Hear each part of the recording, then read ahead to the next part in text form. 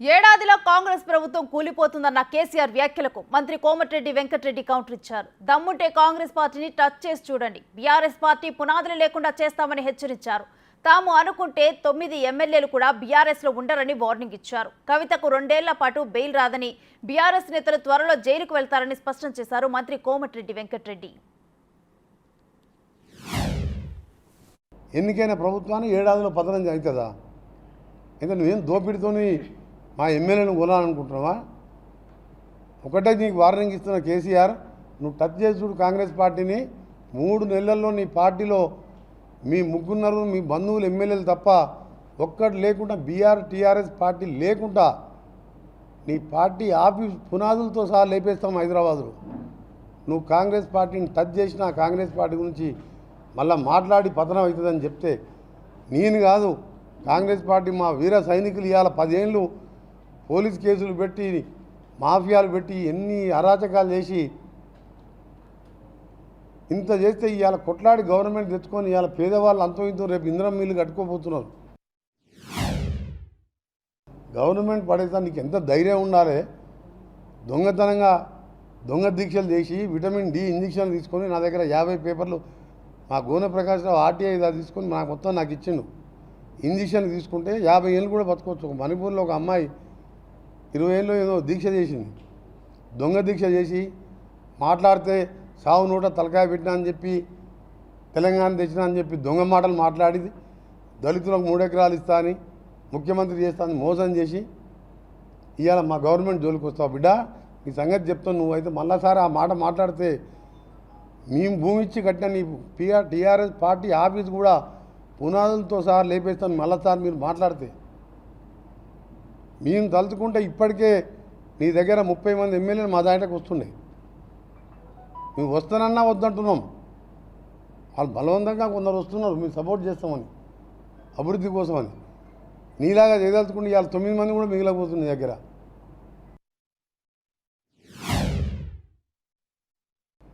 నారాయణపేటలో రేవంత్ రెడ్డి గారు ముఖ్యమంత్రి గారు ముఖం చూస్తే అర్థమైపోయింది. ఇంకేమో అన్నాడు దాన్ని, ఈ లిల్లీ పిట్ గారు ఏమో అంటున్నాడు కాదు, లిల్లీ పుట్టు కాదు అసలు ముఖ్యమంత్రి గారు అన్నాడు. నీలాంటి పాస్పోర్ట్ దొంగలు దొంగ పాస్పోర్ట్ వేసుకొని అలాంటి బొంబాయిలో తీసుకొచ్చి రేవుల దగ్గర వదిలిపెట్టి డబ్బులు దోసుకొని నీలాంటి వాడు ముఖ్యమంత్రి అయినప్పుడు ఆయన కొట్లాడి ఒక రైతు కుటుంబంకి వెళ్ళొచ్చి ఇలా ఇండిపెండెంట్ జెడ్పీటీసీ అయి, ఎమ్మెల్సీ ఇండిపెండెంట్ అయ్యి, ఎమ్మెల్యే ఎంపీ అయి ముఖ్యమంత్రి అయిన నీలాగా చిల్లర దందాలు చేయలే.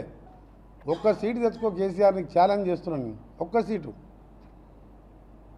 ఎన్ని డబ్బులు కుమ్మరించి వెంకటరామరెడ్డి పెట్టి 1000 కోట్లు పెట్టినా నువ్వు మెదక్ కూడా గెలుస్తలేవు.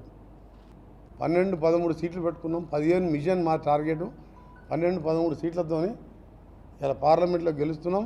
ఆ తర్వాత 3 నెలల్లో బీఆర్ఎస్ పార్టీ దుకాణం బంద్ అవుతుంది, ఆ పార్టీ ఉండదని చెప్పి నేను ఖచ్చితంగా చెప్తున్నా.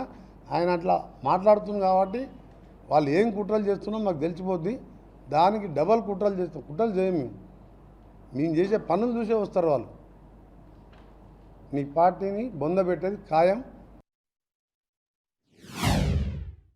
ఈ మెంటల్ అయింది ఆయన కొడుకులకు, తండ్రి కొడుకులకు, ఆ బామ్మర్దికి కొంచెం కూడా ఆ కవిత జైల్లోకి పోయేసరికి మెంటల్ అయింది. ఎట్లా 2 ఏళ్ళు బెయిల్ రాదు, మేము కూడా పోతాం ఫోన్ ట్యాపింగ్లా, కాళేశ్వరంలా, యాదాద్రిలా. మనోడు కూడా పోతాడు, మన జిల్లావాడు కూడా అన్న లోపలికి బెయిల్ వచ్చేది ఉన్నది. నీ బిడ్డని బెయిల్ తెచ్చుకునే ఉపాయం చేసి ఈలో కూడా నువ్వు నీ కొడుకు జైలుకి పోతే మా ముఖ్యమంత్రి గారు చెప్పినట్టు డబుల్ బెడ్రూమ్ అనుకున్నాం ఒకటి చెల్లపల్లి జైల్లో కడదామంటే సరిపోనట్టుంది. ఎందుకంటే ఈ రావులందరూ పోతట్టున్నారు. ప్రభాకర్ రావు నుంచి మొదలు పెడితే తారక రామ దాకా ఎన్ని డబుల్ బెడ్రూమ్ కట్టాలి, చెర్లపల్లి కొన్ని కట్టాలి, చెంచల్గూడలు కొన్ని కట్టాలి. ఇక ఇదే అంశానికి సంబంధించి మరింత సమాచారం మా ప్రతినిధి పుల్లారావు ఫోన్ లైన్ ద్వారా అందిస్తారు. పుల్లారావు, బీఆర్ఎస్ నేతకు ఇటు కోమటిరెడ్డి ఇచ్చిన కౌంటర్ గురించి డీటెయిల్స్ ఏంటి? మాట్లాడుతూ కోమటిరెడ్డి నల్గొండలో జరిగిన మీడియా సమావేశంలో మాట్లాడుతూ కేసీఆర్ పై మాత్రం చాలా నిప్పు జరిగాయని చెప్పవచ్చు. కేసీఆర్ వల్లే తెలంగాణ రాష్ట్రం పూర్తి స్థాయిలో అధపాతానికి పడిపోయిందని చెప్పేసి, కేసీఆర్ చెప్పిన పాపాల వల్లే రాష్ట్రంలో ఈ విధంగా కరువు తాడవిచ్చిందని చెప్పి కూడా కోమటిరెడ్డి వ్యాఖ్యానించిన సందర్భం అయితే ఉంది.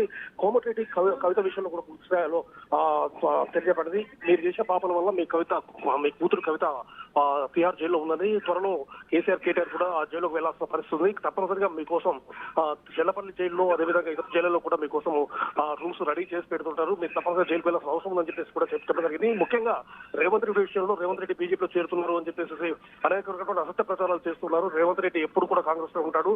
రేవంత్ రెడ్డి సారథ్యంలో ప్రభుత్వం అనేది చాలా ముందుకు పోతుంది, ప్రజారంతకమైన పరిపాలన వస్తుంది. కాబట్టి కాంగ్రెస్ ప్రభుత్వాన్ని ఎవరు కూడా ఏం చేయలేరు. రానున్న వచ్చే అసెంబ్లీ ఎన్నికల్లో కూడా కాంగ్రెస్ ప్రభుత్వం వెళ్తుంది. అదేవిధంగా రాష్ట్రాన్ని అనంగా కూడా అభివృద్ధి పనులకు తీసుకెళ్తుంది. రాష్ట్రానికి సంబంధించేసి కావాల్సినటువంటి నీటి వనరుల విషయంలో కానీ ఇతర విషయంలో కానీ కాంగ్రెస్ పార్టీ పరిపాలన అనేది చాలా బేసిక్గా కొనసాగుతుంది. ప్రజారంతకమైన కొనసాగిస్తున్న పార్లమెంట్ ఎన్నికల్లో కూడా కాంగ్రెస్ పార్టీ 12 నుంచి 13 స్థానాలు తప్పనిసరిగా గెలుచుకోబోతుందని చెప్పేసి కూడా కోమటిరెడ్డి వ్యాఖ్యానించిన సందర్భం. ఇదే సందర్భంలో కోమటిరెడ్డి కూడా ఆ వ్యాఖ్యలు కూడా చేయడం జరిగింది. ఈ జిల్లాకు చెందిన మాజీ మంత్రి కూడా ఏదో అమ్మకు చోకులు పేరుతున్నారు. అసలు ఈ జిల్లాకు సంబంధించి జిల్లాకు పెద్ద శ్రేణి అతనని చెప్పేసి కూడా జగదీష్ రెడ్డిని ఉద్దేశించి కూడా కోమటిరెడ్డి వ్యాఖ్యానించారు. మొత్తంగా కేసీఆర్ పాలన వల్లనే తెలంగాణ రాష్ట్రం అభివృద్ధి పథకంలో ప్రయాణించిన తెలంగాణ రాష్ట్రం పూర్తి స్థాయిలో అధపాతానికి నెట్టివేయబడింది. కాబట్టి అందుకోసం ప్రజలు గత ఎన్నికల్లో పూర్తి చెప్పారు. రేపు పార్లమెంట్ ఎన్నికల్లో కూడా వాళ్ళకు ఒక సీటు కూడా రాదని చెప్పేసి కూడా కోమటిరెడ్డి వ్యాఖ్యానించిన సందర్భం. Right, thank you Pullarao.